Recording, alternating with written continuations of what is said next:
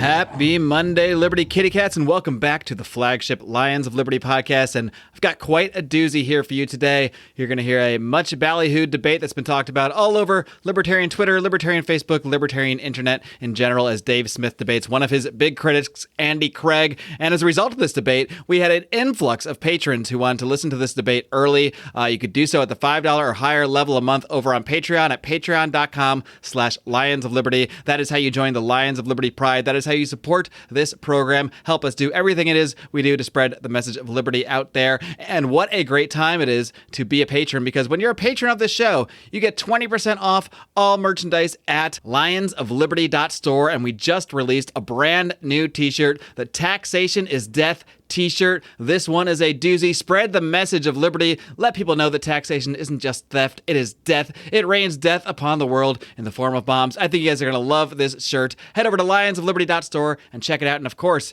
if you join the Pride like so many did in the last few days, you can use that discount code to get 20% off your order.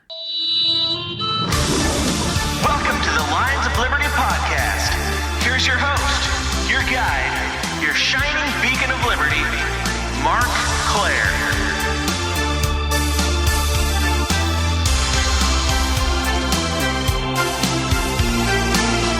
All right, kitty cats, I've got a special little treat for you today. I've got a couple gentlemen here who have been active in the libertarian movement and have had some disagreements on the internet. Very, very shocking for libertarians, I know. But I have agreed to moderate this conversation today, so let's just get right to it. With me first, he is a stand-up comedian. He is one of the infamous Legion of Skanks, as well as the host of the Part of the Problem podcast. Very pleased to welcome back Dave Smith. Dave, are you ready to roar? Roar, roar, motherfucker. All right, go. I think that's a yes. With me as well, he is a longtime Libertarian Party activist. He is the political director of the Libertarian Party Pragmatic Caucus and recent Dave Smith critic. I am happy to welcome Andy Craig. Andy, are you ready to roar? Let's do it. All righty.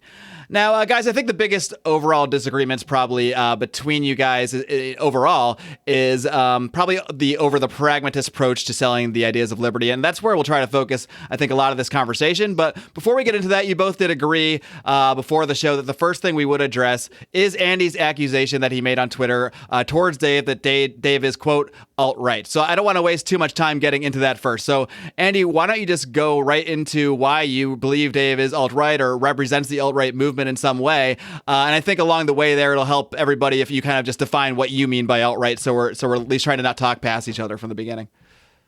Sure. I mean, the short version of it is that I would say somebody is more alt-right than libertarian if they would categorize Stefan Molyneux as great and think Gary Johnson is awful, and that's just picking on two examples. But I think they're pretty representative of the opposite approaches we have to these things. Now, when it comes to the definition of alt-right, that's something that I think there is a fair amount of nuance and discussion to be had about. As these things go, these things get defined down over time as the people who wear these labels wear them out and destroy them and eventually disavow them. If you go back to 2015, 2016 or so, alt-right was a term used openly by Steve Bannon to describe Breitbart and meant kind of broadly the anti-establishment, populist wing of conservatism. And it's come to be associated more narrowly with racism and bigotry and Richard Spencer, rather, and all that sort of stuff. What I mean by the term is illiberal populism on the far right. I've not called Dave a racist, and that's not the proposition I'm here to defend. I think there's a lot of bad ideas about race and gender and bigotry that are tied up in a lot of that, and that a lot of are tied up in the paleo strategy that Dave embraces and advocates. But when I say alt-right, that's my definition I'm working with, is illiberal populism on the far right. So just before I get to let Dave jump in here, are there I guess specific political positions that you would outline that maybe you would say you've heard Dave agree with, or give a platform to, however you want to define that specific positions that fall under that term that you think would define alt-right in the way you're speaking of, or maybe in terms of what you're referring to as the paleo strategy? Sure. I think there are. I mean, one of the things that has certainly come up is talk about race and IQ and that sort of stuff. That we can get further into that. Hostility to immigration, denouncing libertarian critics of alt-right figures, people like Cantwell and Molyneux and Malkin and Owen Benjamin, all people that Dave, has expressed very positive, friendly views towards and kind of denounced their libertarian critics. That would be one thing. Illiberal attitudes towards protests and protesters and some of the recent events, hostility towards transgender individuals and trans rights that I think, those are some of the examples I would mention as the things that separate what I would call the alt-right or the illiberal populist far right, whatever term you want to use for it. Not libertarian in that direction. Views that I feel Dave has been one of the chief promoters of. All right. So you would put basically just a number of views under that label that as they sort of get that way, they're getting further away from libertarian, what you believe libertarian messaging should be. That's how I would take that. So Dave, I know there's a lot of different things in there to jump in with, but I'll just let you take it kind of from wherever you feel like you should first, maybe just with the overall idea of what being alt-right is, or Andy's idea that you are alt-right. Yeah, well, I almost have to commend Andy. I mean, it's a tough position to be in, to defend the idea that I'm alt-right. And of course, you have to give a very broad definition for what alt-right could be. If it's going to encompass Jews who preach non-aggression, then I guess alt-right is not exactly what most people think the term alt-right means. From my perspective, the alt-right is essentially over. I don't really think it exists. They kind of had their big moment in 2017 when about 200 people had a march an event. There was a counter protest. It became violent. It was a shit show. Most of America decided they didn't want any part of it. And it was pretty much dead the next year when they came back, and 12 people got laughed out of that rally. Now, it's the reason why the alt-right is even a thing, why it's this boogeyman, why people like Andy use it is for the same reason that the corporate press, Hillary Clinton, people like that use it as a term. It's because it's a good way to slander your opponents. The only reason why the alt-right even rose to national prominence is because it was a perfect tool for the corporate press to demonize Trump. They were like, yes, see, this is the Trump supporters. The truth is, these were people who did not have a lot of influence. Christopher Cantwell had a tiny podcast, a tenth of the size of the audience that I have. I'm sure a smaller audience than what you have, Mark. I hope so. To this day, Tom Woods has more followers than Richard Spencer does, but there's a reason why guys like us aren't, national figures, because we don't really suit the narrative that the corporate press is going for. Now, if you're just going to say that alt-right means a dissident right-winger, or it means, what did you say, illiberal populist? I mean, I certainly wouldn't, I don't know what you mean by illiberal. We'd have to get into that a little bit more. But the idea that I'm alt-right is ridiculous. Most people associate that term at this point with white nationalists. I've never in any sense promoted white nationalism. I think it's frankly a retarded idea that is irrelevant and never going to happen, and evil, at least evil if it's relying on government force, which I assume it is. As far as the other issues, I mean, we can get into all of that stuff. This is all just such bullshit. The idea that I'm against LGBT rights. I believe in rights for everybody. I believe everyone has self-ownership. A transgender person can, they can do whatever they want to their body and call themselves whatever they want to. What I don't believe in is the idea that anybody who doesn't call them what they want to is somehow an evil person, or anybody who thinks that there biologically are two sexes is somehow an evil person. That's not denying somebody's rights. That's having a discussion. So that's just bullshit. I don't have a problem with protesters. I have a problem with the violence that's been sweeping across the country, with the murders, the assaults, the looting, and the terrorizing of innocent civilians. By the way, that's not something that alt-righters have a problem with. That's something that normal people have a problem with. That's why Joe Biden just gave a speech the other day condemning the violence, because even Democratic voters who can put up with a lot are not putting up with this shit right here. So I don't know what other policy you want to get into, but I would like to say, since you list off some people who I've had on my podcast, I guess I've been too friendly to them. So that makes me alt-right now. I mean, I hate to break it to you, Mark, but you've had me on your podcast and been very friendly to me. So I think you just caught it. So Andy, you better make sure you're not too nice to Mark, or you might catch this alt-right disease as well. I'm kidding, of course. None of you will catch it, because this is the most idiotic logic I've ever heard in my life, if it can even be classified as logic. But you did say, I mean, you made some pretty specific claims. I screen grabbed one of them here. You said on Twitter that I am a man who effusively praises Holocaust deniers, avowed racists, and his fellow alt-right trolls like Fuentes.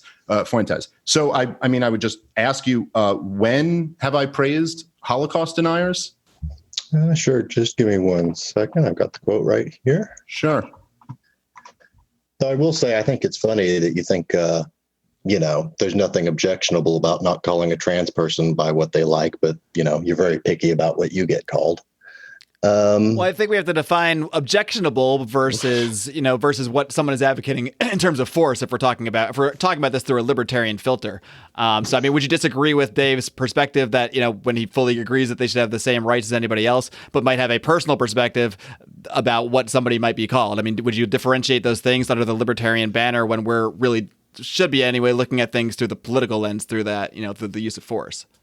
I mean, you can hold all sorts of abhorrent beliefs and say all kinds of nasty, awful things and not use force.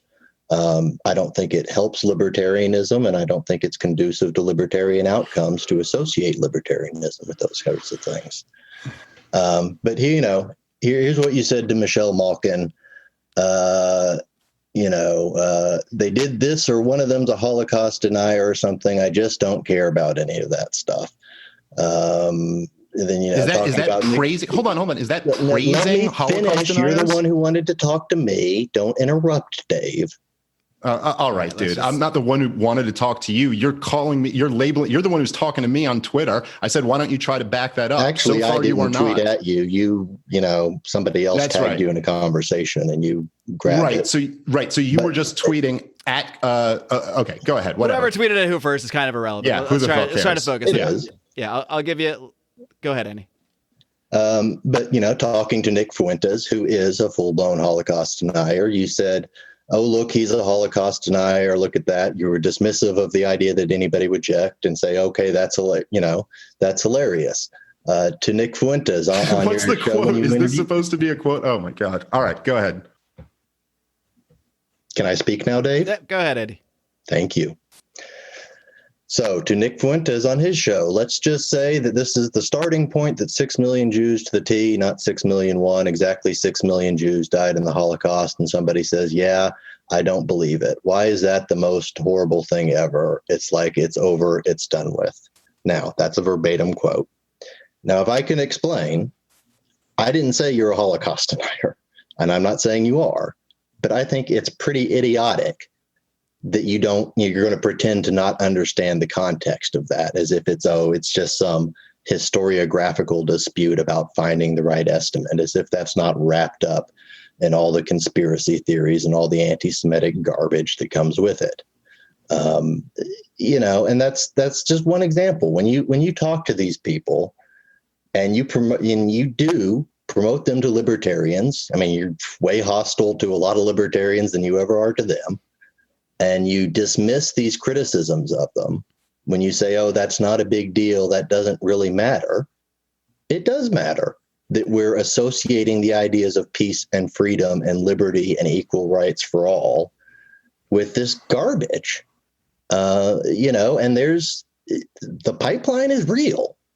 There have been a substantial number of libertarians, people who came out of the libertarian movement. Richard Spencer himself, the one who kind of, I don't think coined it, but largely popularized the term alt-right, came straight out of being a Ron Paul supporter, which I was too. When I was, back in 2007, 2008, I was a Ron Paul supporter. But when you talk to Molyneux about race and IQ and say, yeah, you're right, and you've got good points, this is, you can spin it however you want. This is pandering to bigotry. This is taking these ideas into libertarian spaces and promoting them as, packaging them as acceptable to things that libertarians should, if not accept, at least not care about and are wrong to object to. And that's not a corporate press talking point. That's not something that came from Hillary Clinton. You can think Stefan Molyneux and Nick Fuentes are a piece of shit and not like Hillary Clinton and not be taking it from the New York Times or whatever. All you have to do is look at what these people say. And when they come on your show and you hold them up as these brave, politically incorrect saying things that others dare wouldn't, yeah, that's putting a stamp of endorsement on it. That's more than just, oh, I'll talk to anybody. That's not just, oh, I'll have a Vice News interviews Chris Cantwell or whatever. Nobody is confused about them being sympathetic. You told him you're sympathetic to the alt-right. That's an exact quote. So no, you can try to pass this off as, oh, I'm just willing to talk to anybody and I'm just, willing to have an interview with anybody and I'll, but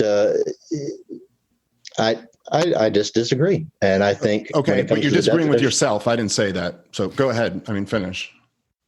All right, I'm done. I've never said I'll interview anybody. I just hate this thing where I'm right here. So you're like saying what I say for me and then saying you disagree with it. We started there with you claiming that I praised Holocaust deniers, and you haven't shown anything that you could even stretch into me praising Holocaust deniers. You also accuse me of leaving out context.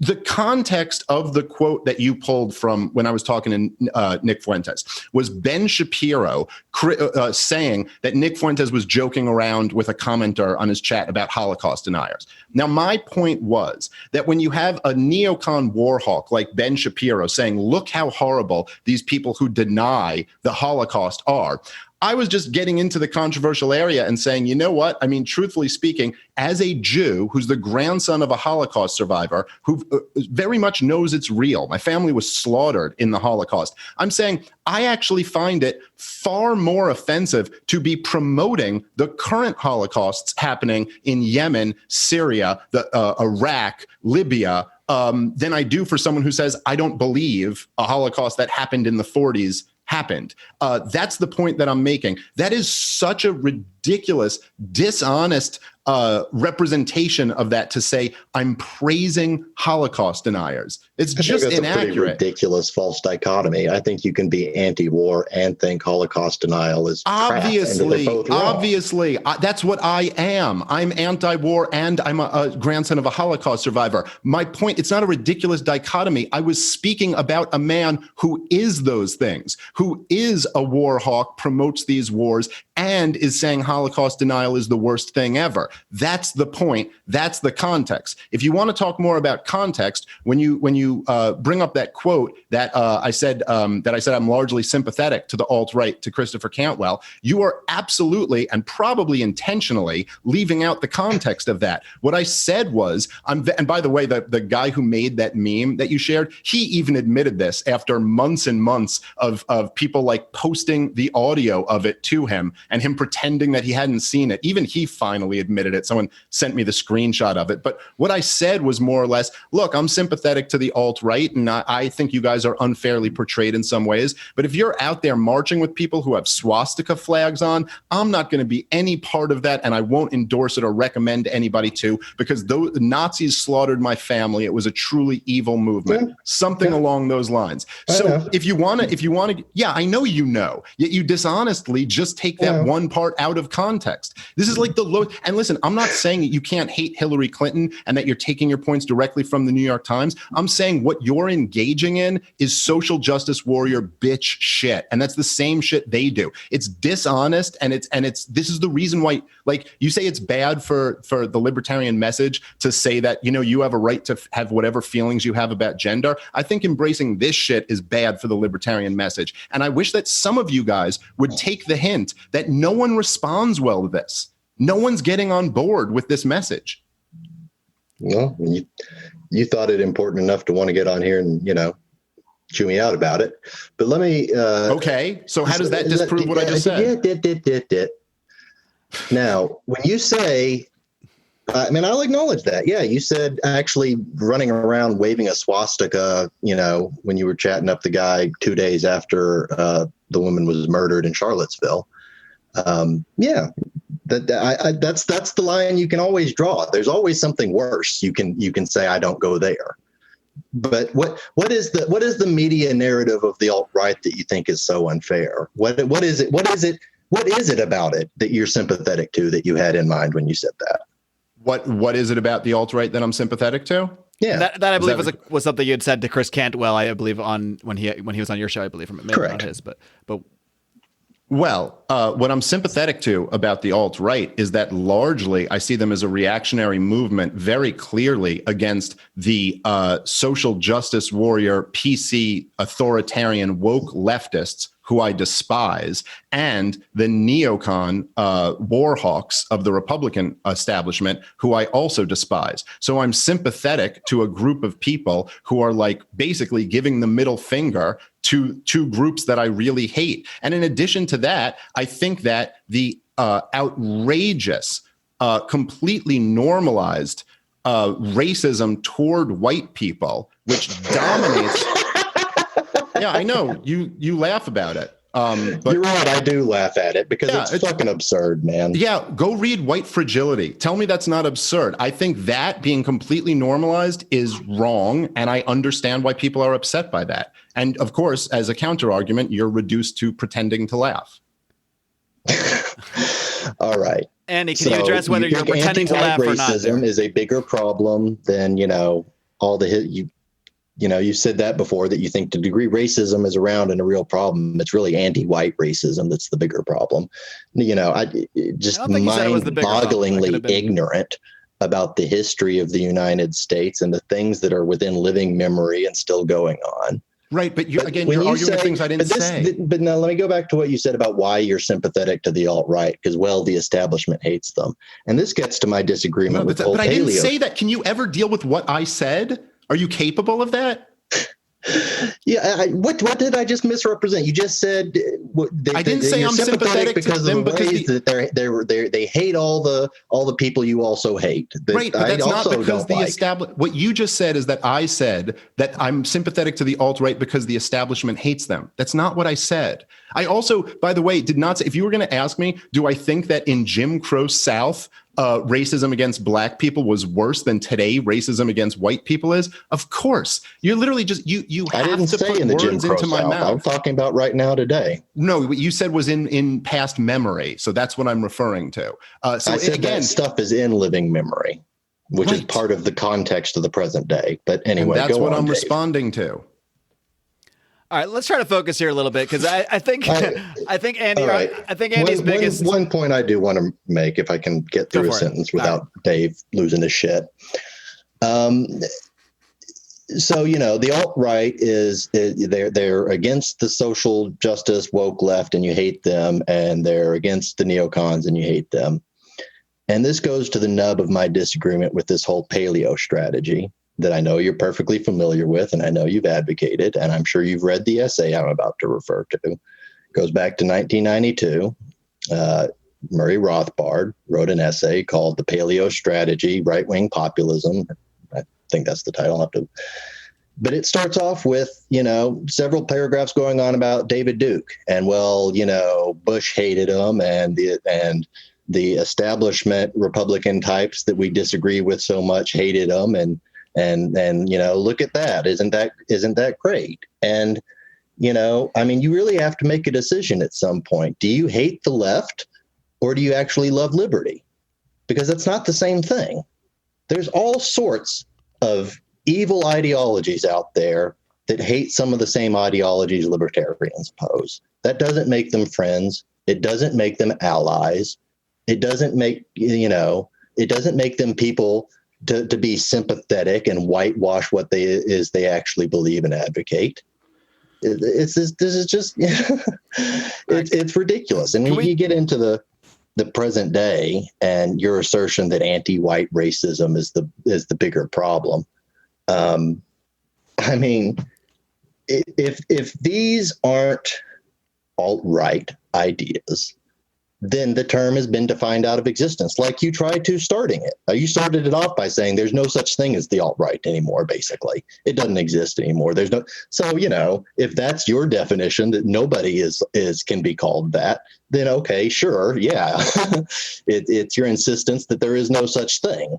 But no, these are not the ideas of peace and freedom and a civil society based on the principles that libertarians advocate.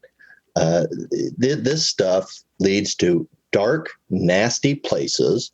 It has caused the movement no end of problems over the years, that we have people like you playing footsie with this crap. And, the bigger problem is the left. The bigger problem is the woke social justice warriors and all the rest of it. It's not an either or. That's a false dichotomy.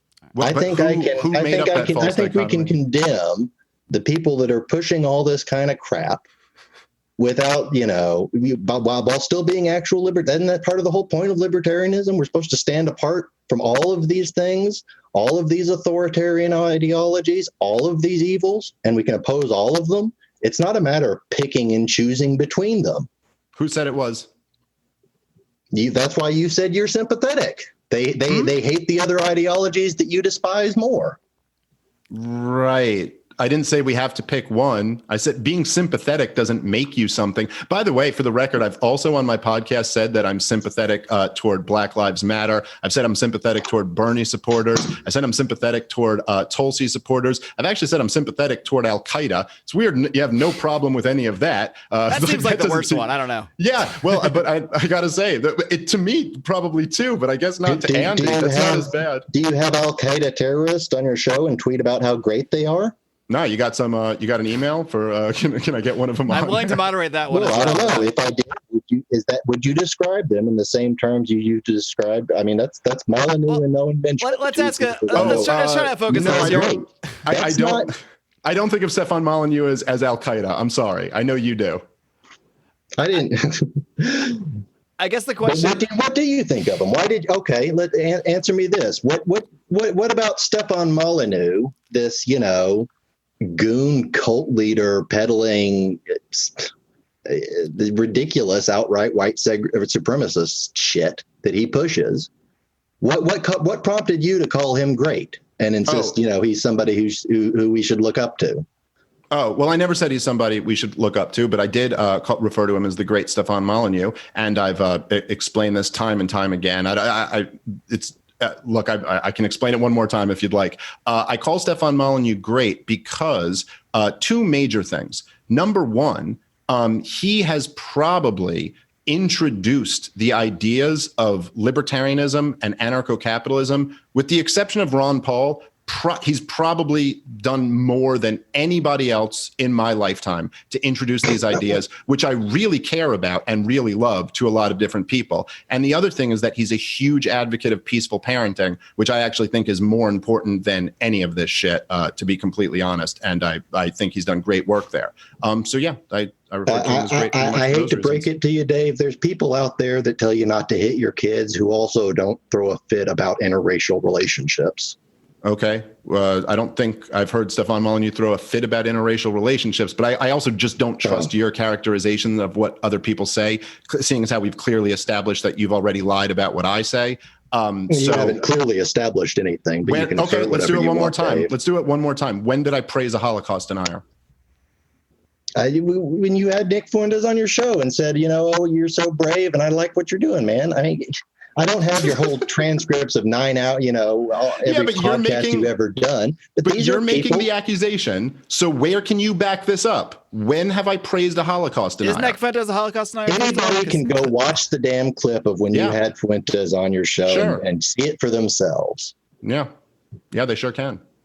And this idea, this idea that you will rant and rave against perfectly ordinary mainstream Orthodox libertarians, and then you treat these people with kid gloves. You come after me with all this. You come after anybody who's, people who, granted, I mentioned you. I said I don't like you, and I explained why, and whatever. But Andy, I'm coming at you because you're slandering me and lying about me. It's not because you're a libertarian. One more time. I don't know how else to say this. This is so obvious. You're caught here. Listen, Mark, you set up an episode that I just had on Part of the Problem where Chris Spangle came on. Yeah, I don't know how I became the great torchbearer here for all these conversations. You sure did. But so you set that up. He came on. I played a clip that he was claiming I said something that I had never said, and he said, "Hey, I apologize. I got that one wrong. You know what? You're right. You never actually said that." I moved on. I said, no problem. I respect the guy. There's not a problem with that. Andy, you're clearly here caught claiming that I said something that I did not say. And now you're just trying to move the goalposts. And you're wondering why I'm hostile toward you. You're claiming that I did a horrible thing. You're basically going around saying I'm a horrible person. This guy praises Holocaust deniers. And you can't back it up for shit. All you've got is go listen to the episode. Yes, go listen to the episode. I promise you will never hear me praise a Holocaust denier. Well, if you feel like just lying through your teeth here, whatever. This is getting to the point of you're so full of shit, dude. God damn it. I don't think we have time to listen to the full Nick Fuentes episode right now, but I think that exactly. This is the Gish Gallop tactic of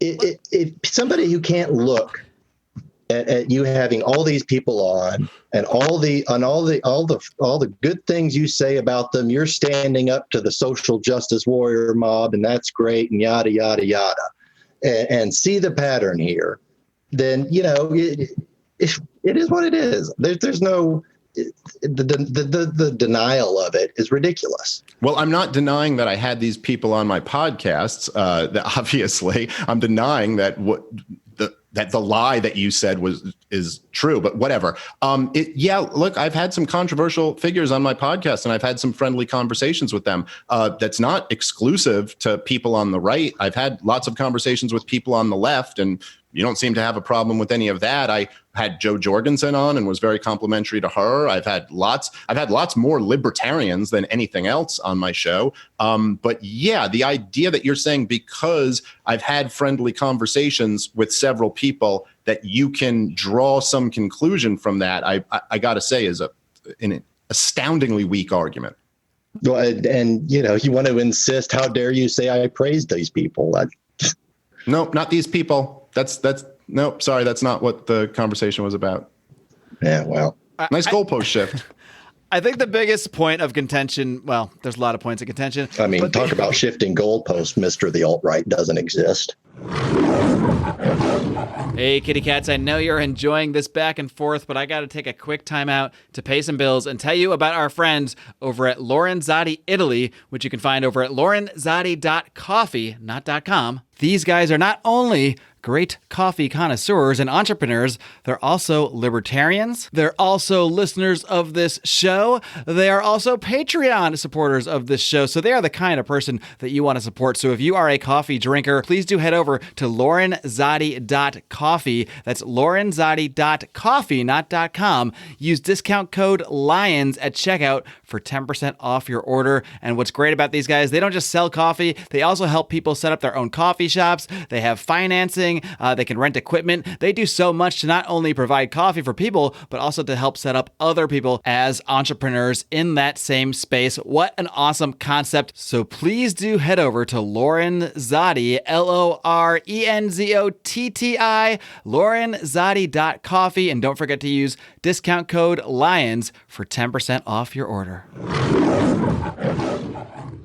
I don't think you guys are going to agree on, well, maybe anything, but I don't think you're going to agree on the definition of the alt-right or what it means in the modern political context. So why don't we try to focus just a little bit for a moment on maybe just a couple things. Because I think you're probably not going to agree on whether Dave should have certain figures on or not. But I guess the question is, maybe we can go back to what we kind of jokingly said a few minutes ago when you mentioned maybe having someone from Al-Qaeda on. Dave, do you think is like any kind of limit of what someone's maybe beliefs could be, even if their beliefs you're not even talking about on the particular episode, or even if it's not involved in a particular subject? Is there a limit to you of like a guest you might not want to have on or might not want to associate your show with, even approaching it from a friendly or critical manner just because of certain beliefs they have? Like, would you have literally a leader of Al-Qaeda on if they wanted to come on?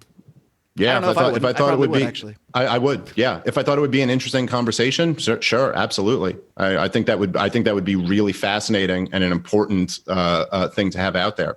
Sure. And I'll say that's not my objection. All sorts of news outlets interview crazy, reprehensible people. I'm not objecting to talking to them. I'm objecting to agreeing with them. Yeah, I think all types of news outlets are made up of crazy, objectionable people, to be honest. So the thing is that, and this is where I think, to me, right, like where my mindset is that I actually think that people who are anti-war, to me, I look at in many senses as being less horrible, even if they have some other abhorrent views, than somebody who's completely respectable but supports all of these wars. So me and you might have different priorities. I mean, I think, like, for example, I know you worked for Bill Weld's campaign. I think somebody... I worked for Gary Johnson's campaign, but never mind. Johnson Weld, I think they were supposed to govern as a partnership, but that's right. Isn't that what we're talking about, the Johnson Weld campaign? Mm-hmm. Yeah. Am I wrong about that? No, I'm sorry. I don't know much about you. So am I wrong about that, or did you work for the Johnson Weld? No, I worked for Gary. Yeah, that's right. The year that he ran with Bill Weld, right? He did. Oh, okay. Just making sure I'm getting that right. So I don't want to misrepresent people. That's not what I do. So the fact that Bill Weld was a lobbyist for Raytheon, the fact that he was a huge war hawk, supported the war in Iraq, supported George Bush and Dick Cheney's foreign policy, and this is not just some powerless person who has bad ideas. You're talking about like a very powerful guy. I mean, I find that to be like 100,000 times more abhorrent than somebody who has, some racist views or something like that. And I don't really see how any libertarian could say some person who's completely powerless, who maybe doesn't like people of a different race, is nearly as bad as vicious state aggression, mass murder against some of the most vulnerable people on the planet living in third world countries. I don't even think they're comparable. Well, for one thing, Dave, I'm no less anti-war than you. My formative political experience growing up was the Iraq War. I've seen my classmates and family members go over there to those wars, and I cede ground to nobody on being just absolutely as opposed to all of those things. But when you dismiss, it's just somebody's personal opinions about race, what does it really matter? That is ignorant of the real history of this country, where racial terrorism has been one of the biggest, if not the biggest, motivating ideology behind state oppression. It's and driving straight through to today with mass incarceration and the war on drugs and people getting shot by cops in the street, and George Floyd and Breonna Taylor and all of these sorts of things. This is not some, he has a distasteful personal opinion. He likes mauve and that's an ugly color. That's not what this is about. These things do have direct connections to fueling and being a big part of state aggression and oppression against people. And if you dismiss that as not mattering, then we don't share the same ideology. Yeah, well, I certainly never did dismiss any of that as not mattering. As far as the things you're talking about, I'm passionately against the war on drugs. I always have been. I've always said it's my number one domestic issue that I think is just absolutely horrible.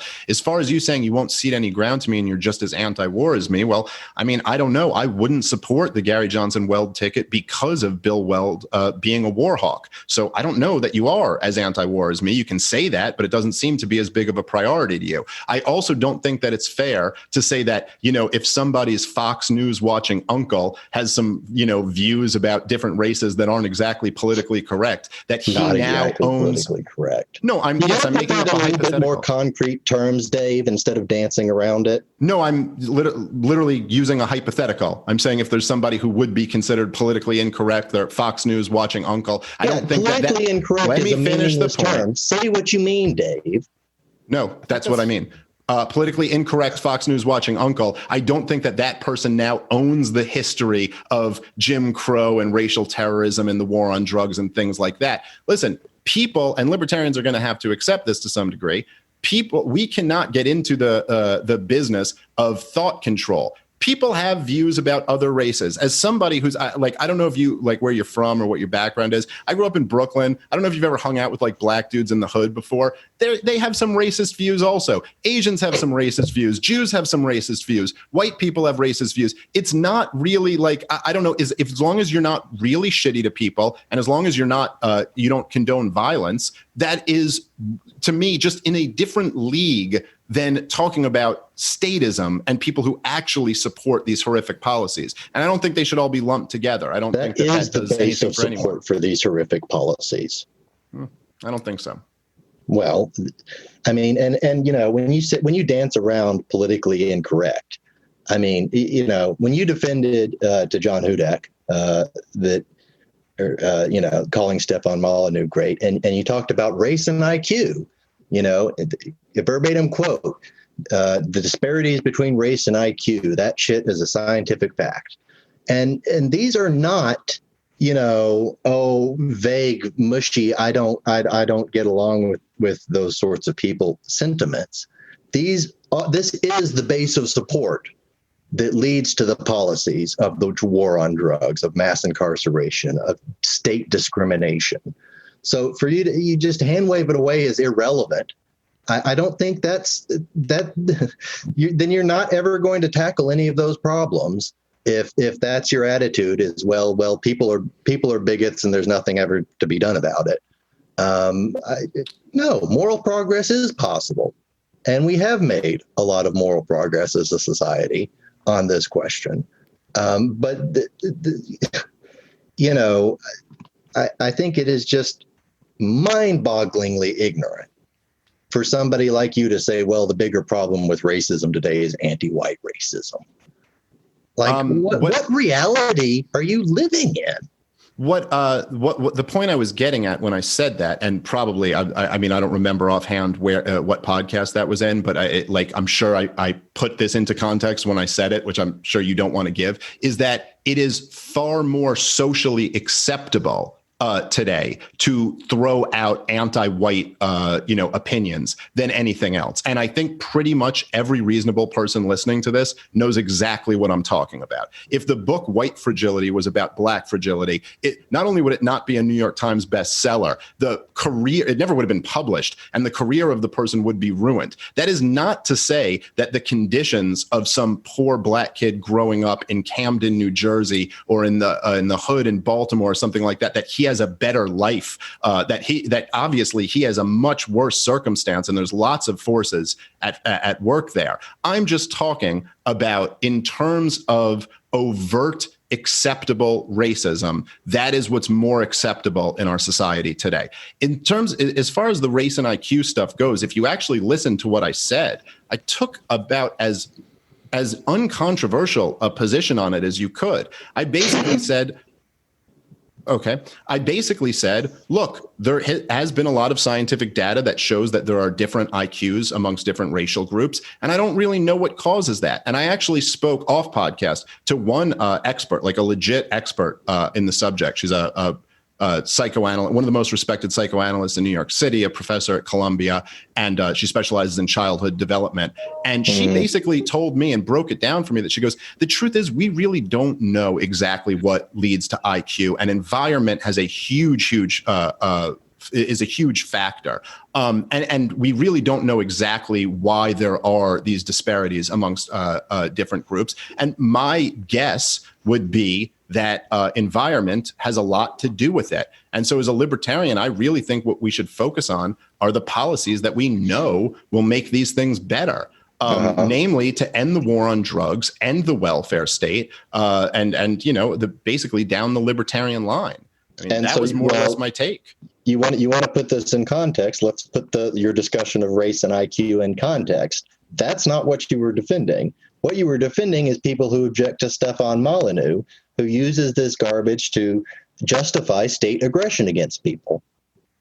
That's, okay. I mean, if you're talking about, I mean, that's where this stuff, that's the broader context that you can't strip this out of and pretend it's just some mildly interesting academic question. These are the talking points coming from people using them in this way, and that you were defending it to justify, well, we can't have non-white immigration because that'll lower our average IQ. Or Hans Hermann Hoppe, who dresses the same, gussied up phrenology crap up by calling it time preference. These ideas do have consequences. These ideas are not, oh, well, that's an interesting academic discussion. Let's maybe, who knows, maybe whatever. The reason these came up, the reason you were talking about it at all, is because you were defending against this exact criticism somebody who uses that exact argument to justify the things you say you don't support in terms of state aggression and oppressive policies. I don't even know what to say to that. No, what I was saying was that even though I'm not particularly interested in the topic of race and IQ, I think that Stefan Molyneux is allowed to talk to different experts. And he's also had different experts on the show who argue that it's completely environmental. He had that guy Flynn on, who I think is like the biggest proponent of that. Listen, again, you can have whatever problems you have with Stefan Molyneux or Hans Hermann Hoppe. I've benefited a lot from both of their work. I also don't think that you are very accurately or charitably representing what their views are. And the idea that their views lead to state violence, I think, is an incredibly thin stretch. Their views that don't you're going to have lead to trouble state violence. Their views advocate state violence. Okay, I think you're wrong about that. Well, that one's probably going to require a whole nother podcast to fully break down. I mean, we can get into it, how Hoppe wants state agents to administer IQ tests for the avowed purpose of screening out non-white immigrants as his proxy. I mean, this is these I never read that one, but never heard that one myself. We can go down that one if we want. I mean, heck, why not? I'd have to. You should be more familiar with the people you defend. Then I got to say, Andy, at this point, I'd have to see some evidence on that. I'm not really feeling like just taking your word on what he said. Well, I don't trust you either, so here we are. But I'm not asking you to trust me. I'm not asking you to trust me. This is for the purpose of the audience. I don't care what you walk away from this thinking. All right, let's try to focus away, because I think on a lot of things, obviously, you guys aren't going to agree on in terms of who Dave should have on his show or not. I think the main contention seems to me to be that Andy thinks maybe if you're someone like Dave who's out there preaching a libertarian message, preaching the ideas of liberty, that there are people with certain views. Is that you think that Dave shouldn't associate with them or have them on, or is it that you think that he should be pushing back? I want to be perfectly clear about this. Issues? Yeah. I am not objecting to merely talking to or interviewing or confronting or having a discussion with somebody because they have these bad ideas. I'm objecting to defending and praising and agreeing with them. And do you believe Dave has agreed with non-libertarian ideas that they're making? Because I think that's what really should matter to us. Yes. Okay. and those non-libertarian ideas, would those be particular discussion of race and IQ? Would you think even having that discussion would be something that leads to what you're saying is, these things lead directly to the state action? So is your general argument that even having that discussion, and I don't know because from what I've seen, I don't know if you can say Dave has praised those specific things that they have discussed. I think he's like Dave mentioned earlier, he's praised them as, general people. But would you think that he should be saying, if Dave has Stefan Molyneux on, he should say, like, I had the horrible Stefan Molyneux on who believes X, Y, and Z. I mean, what is the point of at which you think someone should be praising or not, or criticizing or not, someone they have on as a guest and their overall work? Because that's something I think about too when I have people on. I have people on that I oftentimes disagree with as well, and that doesn't mean I agree with them. There's a lot of my guests I agree with or don't agree with, but I'm here to have an interview. I'm here to get their views out, whether or not I fully agree with them. So maybe that's just a philosophy thing when it comes to running a show. I mean, there's certainly different approaches to interviewing and whatnot, but like I said, no, my objection is not that libertarians can't talk to non-libertarians, that libertarians can't ever speak to or be seen in the same place with people who hold evil ideas. I'm saying you shouldn't agree with them, and this, the race and IQ thing I know we're kind of beating that a bit, but it not only is it a lot of factually garbage stuff underlying that whole discussion, but it's like the Holocaust denial thing. These things cannot be. It is not about just innocently questioning whether the estimate is right. It's not these are not just academic ideas floating out in the air, stripped of their political context and the arguments people are using them to make when you defend and say, there's nothing wrong with that. And, it's all just woke social justice warriors making much ado about nothing. Dave, what do you got?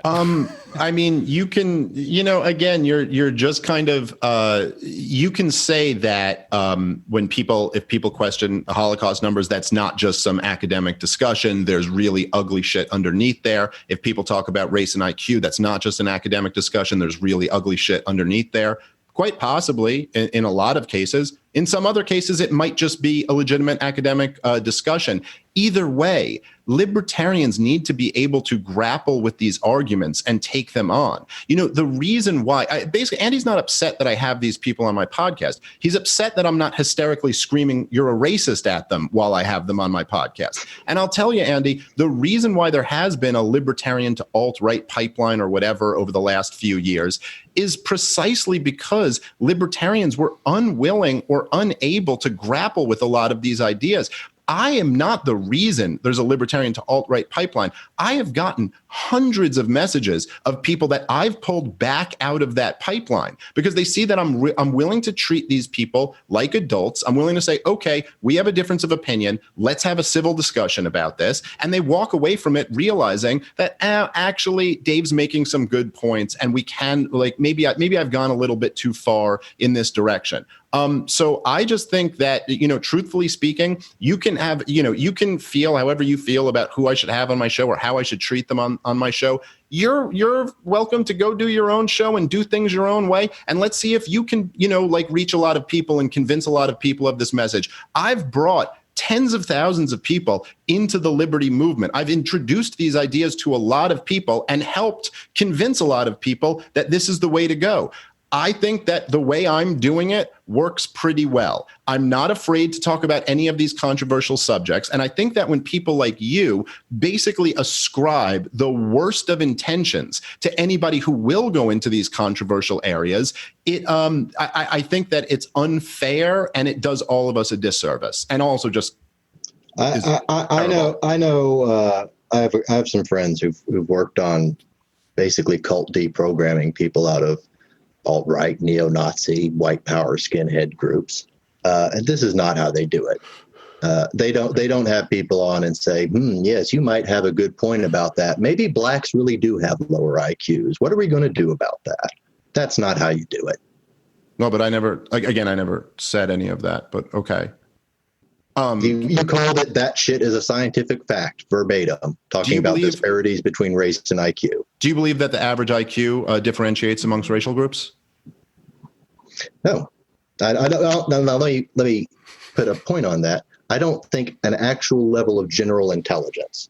I mean, you have all sorts of standardized tests. But how about the and question that I asked? IQ is one among many that measures a specific thing and has specific narrow uses within psychology. But if you're talking about a general level of intelligence, no, I don't believe white people are on average smarter than black people.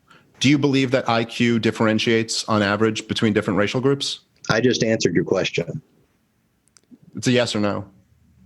I just answered the damn question. You can no, you said something else. I missed which the is yes fine. or no in there, so maybe you could just clarify because I wasn't certain. About First, you did answer my question. You said no, and then you immediately backtracked on it and said something about general intelligence and how it doesn't. I think you can have tests that for all kinds of reasons have show disparities, but the idea that underlying that is an actual biological difference in intelligence, no. Oh, I never said it was biological. Andy, is your contention here? It sounds to me like you're saying that you think that IQ is basically just a faulty measurement of intelligence, but might agree that whatever studies they do have shows 99% of the things it's used for, and 100% of the time it's brought up in political discussions. Yeah. Stephen Hawking was once asked what his IQ was, and he says, I have no idea. People who brag about it are losers. And people who, make a big huff about the average of people with the same skin color as them are even worse. Yeah, just to be fair, I mean, this isn't a topic that I make a big huff about. I've never done a podcast on this topic. I mentioned it once offhand on a podcast. It's more than once. Really not something that I am particularly interested in. Whew, well, where do we go from here, gentlemen? I do want to talk a little bit, just as we wind things down, because a lot of this just comes down to, I think, your different perspectives that are probably never going to change. And like Andy said, I think we do this. The reason I'm doing this is just for the audience, for everyone to hear this out.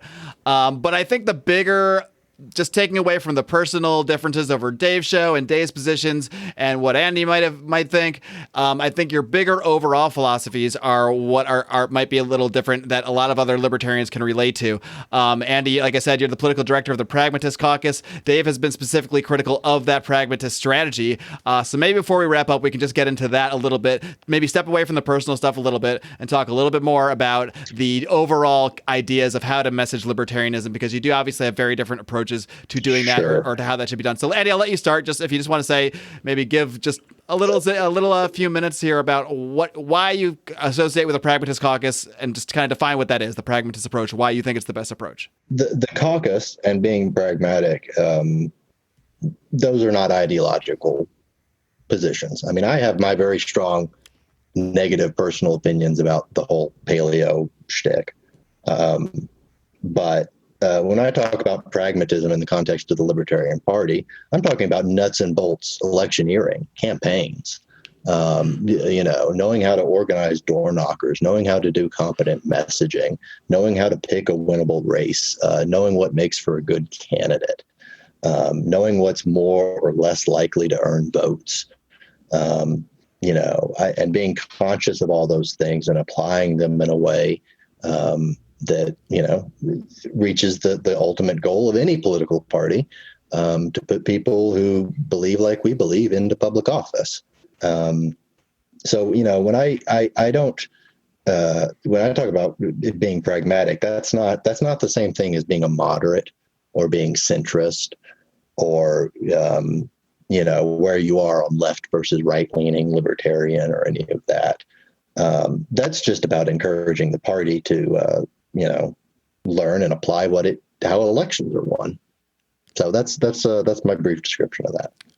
I guess, Dave, do you have any contention with just what Andy describes of his view of pragmatism, just in the terms of focusing on the election aspect, the winnable races aspect? I mean, it being a political party, I suppose it has to do those things. So do you have any contention with that versus how you might define a pragmatic approach messaging wise?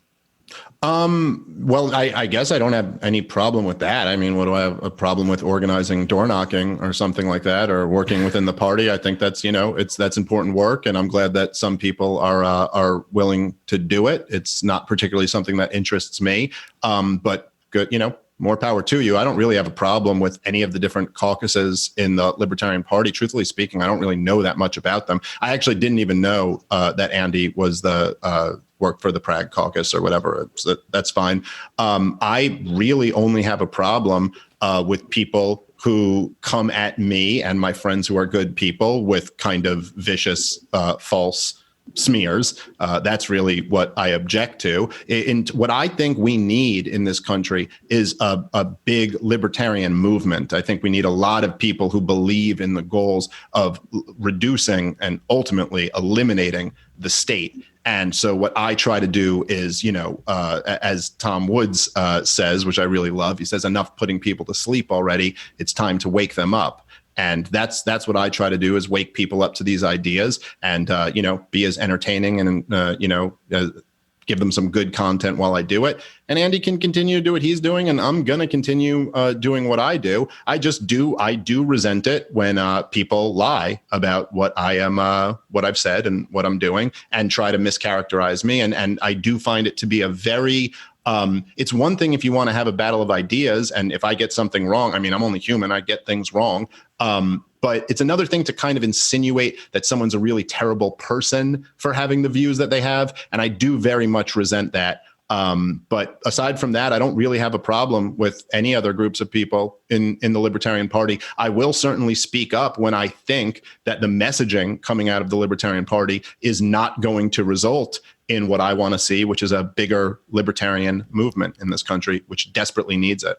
Sure, because I mean, one part of Andy's criticism, other than the stuff we talked about the last hour or so, was also that you have been critical of some of Joe Jorgensen's messaging, some of Spike Cohen's messaging when it comes to certain issues, when it comes to Black Lives Matter, when it comes to protesters. And I think part of what Andy believes, I think, is that you are more hard on the libertarians, the people that probably do agree with you on a lot more than maybe Christopher Cantwell would be, that you're harder on them and not as hard as on, say, a Christopher Cantwell, and might be trying to find more sympathies with their views, whereas you're going to go harder on the people that are coming at things from that libertarian banner. And I don't know if you even agree or disagree with that, but what's your thoughts on who you're critical of and why? What's that? Okay. Well, yeah, I mean, look, I think that if you kind of cherry pick different, instances and random different things that I've done throughout my career, you can kind of paint any picture that you want to for anybody who's listening to the show. I'm sure there's a lot of people listening to the show who listen to my show regularly. All of them kind of know that this is in some ways a distortion of who I am and what I actually promote. I mean, if you want to see me going hard at people, look at any of my cable news appearances where I've been on there with a war hawk. There's nobody I go at harder than the people who are promoting war. I'm critical of the messaging of Joe Jorgensen and Spike Cohen, but I had both of them on my podcast, and I also am been very complimentary when I think they're doing a good job. I didn't hate Gary Johnson. I think Gary Johnson's a pretty good guy and a fairly decent libertarian, but I was critical of his messaging because I didn't think it was very effective. I think Bill Weld should have been nowhere near that ticket. As I said before, I have a problem with war hawks. That being said, the truth is the libertarians who I'm hard on are the ones who come at my friends and myself. Aside from that, I just don't think it's true. I mean, I heap nothing but praise on great libertarians all the time. There's a bookshelf full of libertarian literature behind me. Mm-hmm. It's not a lot of alt-right stuff screen up here. Can I just chime in with something? Yeah, go ahead. I hear what you're saying, Dave, about, I just got people who go after me and my friends and say terrible things about them.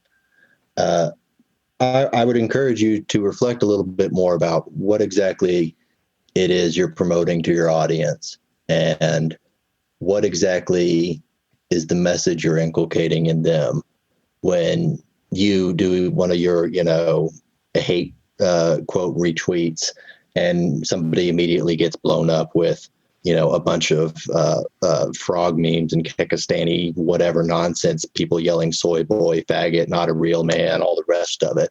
That crap is toxic. It's not what I see from other in libertarian spaces. It's not what I see from libertarians. And, I know we're coming up on the end here, but that is part of my deeper objection here is that when I see that kind of behavior, and I've seen that and worse level that, I mean, you want to talk about nasty personal attacks. It's not like there haven't been any thrown the other direction in this whole, paleo versus the LP stuff. Just ridiculous stuff like Nick Sarwark's a CIA plant and all the rest of it. It's when you have an audience like you have, which I admit is you got some people that listen to you.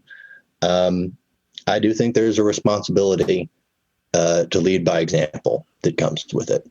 And Okay. Yeah, maybe you can just address Dave, the idea Sure. of if you're certain people who follow your show or whatever that might mean, or just follow you on Twitter, start saying some nasty stuff, and how responsible a host can be for that kind of thing. And, Well, look, I mean, Andy, I'm sorry, but the idea that you're going on Twitter and picking a fight with me and claiming that I'm praising Holocaust deniers and that I'm alt-right, and then you're going to say, oh, but boo-hoo, when I responded to you, some people were mean to you online. In my list of things, that's not even remotely what I said, but people heard what I just said, and right. Anybody with a brain can see the difference. This is what happened. This is the situation. This is literally what happened, quite literally. And so I'm sorry. You on Twitter, I mentioned you in passing as an example of my disagreements with paleos and this stuff. Responding to Camille Foster, a black libertarian, and basically telling him that I praise Holocaust deniers and that I'm alt-right and all of these things. Okay, so if you're going to do that, and then you get some mean things are said to you online, just doesn't rank very high on my list of things I give a shit about. That's not what I objected to. If Nick's, look, you're getting trolled, dude. That's it. I don't know what to say. We're grown men here. Grow up. I don't know what to say. I know you're a troll, and that's what you encourage your audience to do. No, I'm not a troll. I'm having a conversation. I'm saying the people you were just talking about, the Kekistan people or whatever, you're being trolled online because they know, as you just proved, that it gets to you and it bothers you. We're all adults here. Let's grow up. Someone said some mean things on Twitter. It's not that big of a deal. The internet is a cesspool. Are people making fun?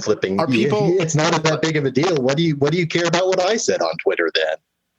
Because you're lying about me, and I want to demonstrate to everybody that you can't back it up, which I've done very successfully. So anyway, if people are making go show me where I praised Holocaust deniers. Anyway, if people are making fun of Nick Sarwark for being a CIA plant, I don't know. I think most of them don't even really believe that. But Nick Sarwark, the chairman of the Libertarian Party, came on my podcast and said, if Dick Cheney runs, you have to support him. And if Adolf Hitler runs, you probably should support him too. If that doesn't deserve getting mocked, out of context. No, I mean, go listen to it. That's actually what he said. If that doesn't deserve to be mocked, I don't know what does. No, I didn't. We don't need to go around the whole rabbit hole of Nick Sarwark being a CIA agent, but my point is not, people are mean on Twitter, how awful. My point is your audience, almost uniformly, whenever you get into it with somebody with like this, they all come at it with the same soy boy, faggot, not a real man, yada, yada nonsense. That's your audience. That's the attitude you encourage and you yourself participate in. That's not, people were mean to me online, boo-hoo. That's what you're doing here. You didn't like I said something about you, so you threw a fit and demanded you wanted to argue with me about it. Now, I didn't throw a fit. Dude, you made wild claims you can't back up, and I challenged you to come try to back them up. That's not throwing a fit. That's what men do. And I don't care. Dude, I'm sure your audience or whatever has said mean things about me online. Whatever. This is life. It's pretty hard to control what people do on the internet. Yeah, I mean, we're pretty damn nice here at Lions of Liberty, and we see things that, oh my God. I mean, you can't control what a small percentage of your audience does. It's not a small percentage. It's his entire audience because he does the It's my entire audience. My 70,000 people on Twitter all tweeted at you that you're a soy boy. My entire audience. Or the did you get ones 15? that bother to interact with your tweets? Right. So 15 people out of 70,000. That's not my entire audience. I think when you talk about why people in the Libertarian Party are pushing back on what you're trying to bring into it and a lot of what the rest of the Mises Caucus stuff that you've been supporting, this is what a lot of it boils down to. These people show up at our meetings and they act like this, and they're dicks, and they've they're bringing bad ideas, but they also just act like garbage. What do you mean by And act like this, help. Andy? It doesn't make them any friends. Just want to clarify what you mean by act like this. You mean like act like how you have been treated by some people online, or do you mean act like Dave today? Because I don't think anybody's either of you have been disrespectful at all. Toxic, soaking in this juvenile, puerile mentality of that's how the discussion should be had, and that's how we should go after the designated enemies. Doesn't win them any friends. It's why they've lost, and it's why they'll continue to lose in the LP's internal elections. Okay. I don't know what to say. We've been doing very good in bringing a lot of people into the party, and I think that is upsetting a lot of people. You can say that people are mean, or they say mean things online, or they say mean things to you at the meeting. I don't know. I've had a lot of mean things said to me too. It's kind of part of the game. The internet's a cesspool. I don't know what to fucking say. YouTube comments, Twitter comments, some just people about are everyone. pumping it full of cess.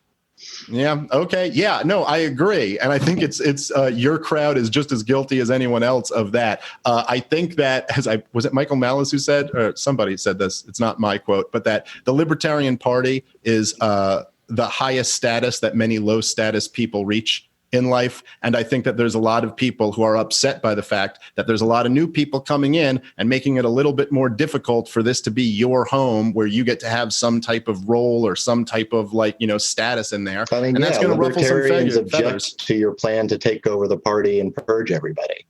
Big I'm not shocker, trying to purge they are. anybody. Yeah, sure. Okay. Okay, well, gentlemen, I don't think we're going to get much further at this point, to be quite honest with both of you. I do appreciate both your time. I do appreciate this discussion, and I'm very confident that the discussion will continue on Twitter once the show is posted, probably before that. But regardless, I do thank you for both of your time.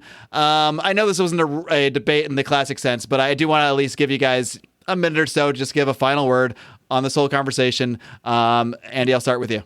In fact, and I don't want you to go back to the same, to all the same things we discussed, but, I think if you want to make an overall point, maybe outside of Dave, about how you believe libertarians should be messaging certain issues, I give you the floor to do that. I agree with what Ludwig von Mises said when he said the liberal is, in a sense, a cosmopolite and a citizen of the world. It's not limited to narrow parochial concerns. And I'm paraphrasing here, I don't have the quote in front of me, but that it is concerned with the rights and well-being and fundamental equality of rights of all persons. And that when libertarians dally around with people who deny that fundamental premise, when we are making buddy with and making common cause with people who divide up humanity and who does and doesn't have rights that we should respect, that's no ally of mine. And that's why I oppose the so-called paleo strategy. That's why I oppose these sorts of friendly cozying up to the alt-right things. And that's why I speak out against them, and I will continue to do so. Thank you. And thanks for having us on, Mark. Sure thing. And Dave, feel free to wrap up however you like.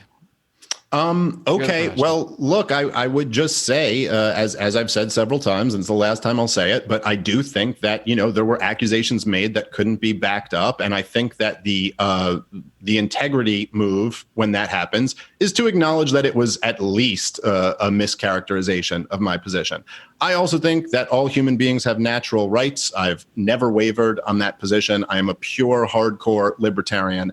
I think that libertarians need to be unafraid to go into controversial areas and speak the truth. I also think that this narrative that I'm like, it's a problem that I've talked to some right-wing people or that I was too friendly to them. You could, with the exact same logic, make the exact same argument that I'm pandering to the left. You could bring up when I have Jimmy Dore or Ben Burgess on my show. You could bring up my coverage of Bernie Sanders when he was looked like he was going to wrestle the nomination away from Joe Biden. The truth is, I try to assess different groups of people. I try to have conversations with them, put on an interesting podcast.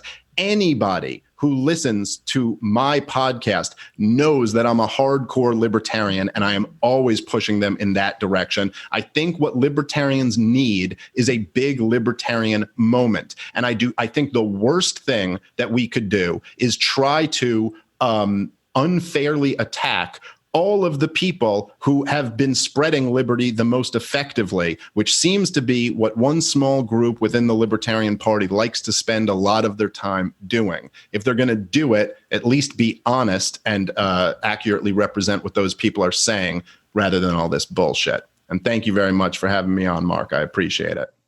Sure thing. And gentlemen, I'm not sure if you got it anywhere headway-wise personally, but I think it's good for people to hear these conversations, and anybody that was listening can feel free to go back and listen to the podcast or read all the tweets and questions and make up their own mind. Either way, I know you guys are both very passionate. I think that's fair. And you both probably do, if you broke it down, agree on way more than 95% of the population would agree with you with. So keep up what you're doing in your own way. It's been a blast having you on. Keep on roaring, folks. Thank you. All right. Woo-wee, kitty cats, that was a fun one. That was a doozy. I will say that. I hope you enjoyed this conversation. I would say it's a little break from the norm here, but there's hardly a norm here at this point. Sometimes you get a motivational show with Jason Stapleton or Gary Collins like we had a few weeks ago. Sometimes you get a drunken look at a movie like Zardoz with what one of our patrons sent us down that rabbit hole. Sometimes you get a show like today where it's just two guys going at it. Two guys who, quite honestly, don't seem to like each other very much. And this is all part of the Liberty family. It all comes to the territory. Libertarians argue, libertarians infight. And, I was proud, I guess you could say, to be asked to moderate, if you can say that. To be honest, I probably could have not have been here. I think that's pretty much clear from this. But I'm honored to host it here on this platform and hope that you at least got some entertainment and some clarity about it if you're one of these people who has been concerned about these issues or thought about these issues online. Hopefully, both sides have at least laid out their case. And as always, you guys can make up your own mind. Another thing you guys can make your own mind up about is whether you support this show on Patreon. But as I mentioned earlier, anybody who did so was able to get early access to this show, as well as access to all of our bonus audio content. And we do a ton here. We do the monthly Conspiracy Corner, a whimsical look at various conspiracies and conspiracy theories.